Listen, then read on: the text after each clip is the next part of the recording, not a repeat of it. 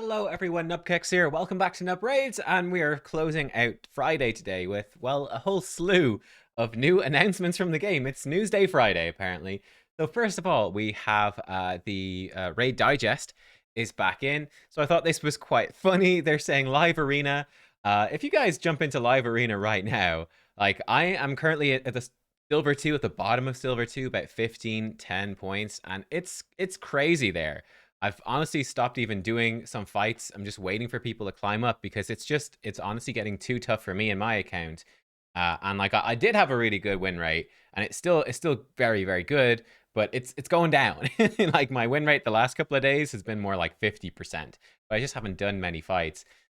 We can see there are two players that have reached gold so far. Gold starts at 2,700, but they're kind of in trouble, right? They're in trouble, and I think it's just so funny because basically what they've said is, speaking of gold, they want to congratulate Mad Bobby and SK something, first and second to Live Arena, but right, in gold tiers, because there's special rules about choosing champions. You can only fight against other players in gold.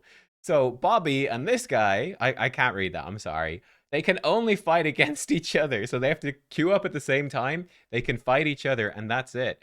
And if one of them drops into silver, if one of them loses and they drop into silver, they're gone. They can't fight again, which is so funny. So yeah, lesson learned, I guess. Rushing to gold was maybe a bad idea. And they're not going to help them. They're not going to put in any bots. They're not going to do anything. It's just, yeah, they said, uh, you look at this. You'll have to wait for the competition to catch up to progress further. It's basically what they've said. I think that's sort of the lesson of Live Arena at the moment.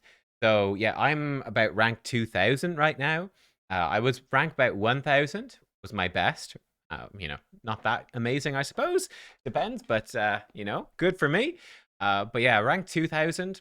So this is going to keep climbing up, but it's really about waiting for more people to climb up these tiers. It's very quick to get through bronze because you don't lose any points. But when you're in silver, right, you start getting -4 points. This massively, massively slows things down. This is actually cool, by the way. I mean, he's like quite a whale account, but nonetheless, losing to a snick track. It was a close fight. I actually died to snick track passive reflecting damage, which is cool.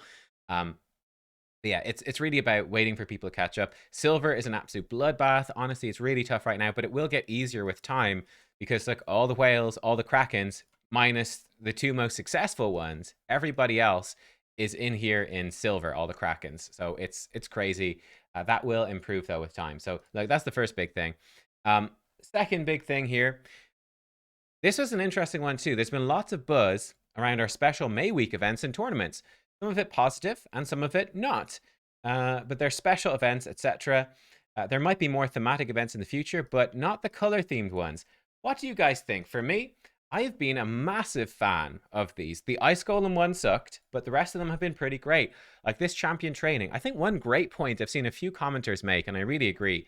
They go, hey, you know what? It's actually really cool with the champion training event that we're getting coins and we're getting essence and soul stones, which we use to upgrade our champions. That's a pretty cool theme to the event.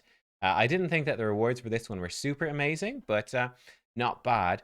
Dungeon Divers, I think, is a relatively poor one as well. Like, this is an absolute ton of points. So this one is like, I'll grab a couple of bits. This event kind of sucks. It's probably even worse than Ice Golem. Dungeon Divers, probably my least favorite event just in general. I really hate Dungeon Divers. Tag Arena was freaking amazing. The green theme to this with energy refills. We had a nice glyph here and even an XP barrel. So this one has been pretty great. And the Fire Knight tournament, pretty fantastic as well with the red theme. Some gems. We've got an eight. We've got a 6-star glyph here and then an Immortal Soulstone.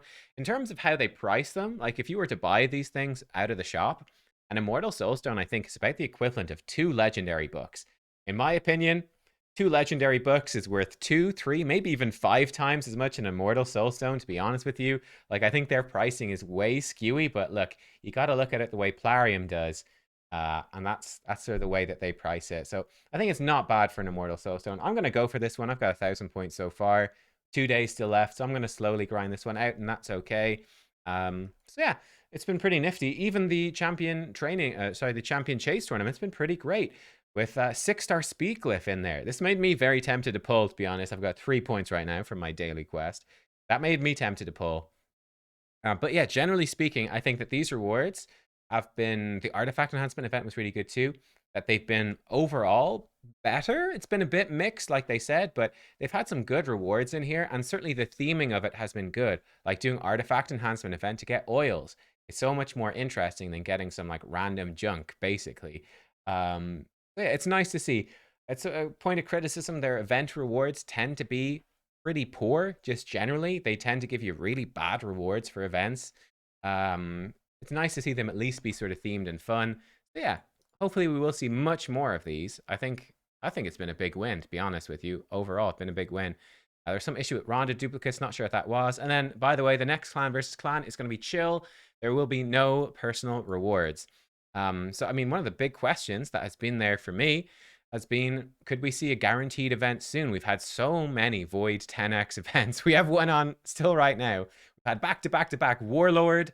We've had Taras Marishka, Jorgid, now Leorius. We've had back-to-back-to-back crazy 10x Voids. Could we see a guaranteed Void during clan versus clan? Maybe they'll do it after clan versus clan. I don't know, but it feels like there's got to be one coming soon, surely, so that people can just keep wailing out like crazy. But I don't know. We'll see. I've said this before in the video, so you can let me know what you think. Now, the other big piece of news, if I jump over to the content creator notifications, we have a bunch of quality of life improvements coming with the next big update to the game, which is interesting. So first of all, it's going to be a gear selling feature. A little bit complicated, but basically you can set, during your multi-battles, you can set it to automatically keep gear and sell the rest. So you can say, okay, I'm going into multi-battle. I only want to save 6-star epic and legendary gear, sell everything else. And you can do that. And you can also do it based off other stuff too. So you can set the rank, right? 5-star, 6-star, etc. The rarity, rare, epic, legendary.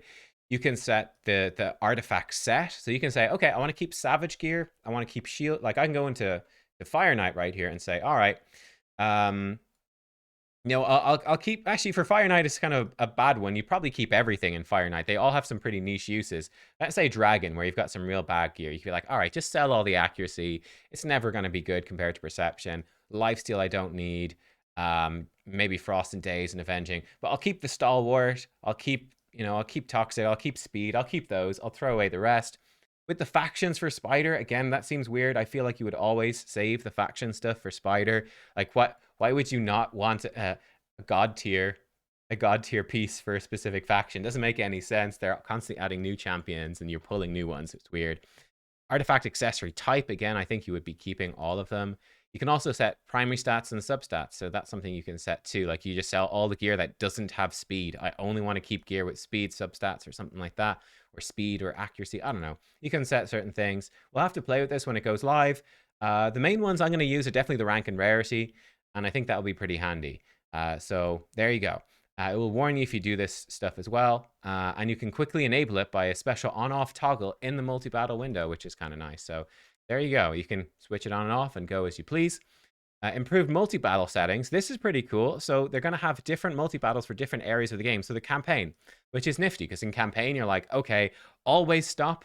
You can turn off when champions are max level, right? So I can come in here, and I absolutely, in campaign, I never want to continue when everyone hits max level. Always turn that off, and I want to sell everything. But this is really bad in dungeons, right? Because in dungeons, I'm probably going to be running a max level team, and I definitely don't want to keep that 6-star gear. I don't want to sell that. So you can set that, which I think is quite a handy thing to be able to do. So that's quite nice. You've got it for Minotaur's Labyrinth as well. If you use multi-battles, Potion Keeps, Campaign, Ice Golem, Spider, Dragon, Fire Knight, Iron Twins, Fortress. So again, you can set it to whatever. I mean, I kind of tweak this every day for Iron Twins. I do use multi-battles for Iron Twins most days, just get it done while I'm AFK. I just run my 6 regular keys most days, and then on Sunday, Void, I do buy the refill. So I do tweak that one myself. Sand Devil, Doom Tower, Faction Wars. So that's kind of nifty. That's kind of cool. I do like that. Not a big deal, but nice. The biggest one, I think, is the campaign thing. And then also they're going to add in stat priority sorting, which I think is really interesting as well. You can basically go in per substat right? Per substat, or maybe even per main stat as well. And you can set priority levels for the stats. You can set it to none, low, medium, or high. So you can go in and say, okay, attack high, crit rate high, crit damage high, and it will calculate the value of your gear and present them to you in descending order. I think that's kind of interesting. Certainly, it will help you to get through. I find it's quite tedious to cleanse through accessories. So instead of having to individually sort through rings, it would let me, for example, come in and I could sort, I think, for attack rings.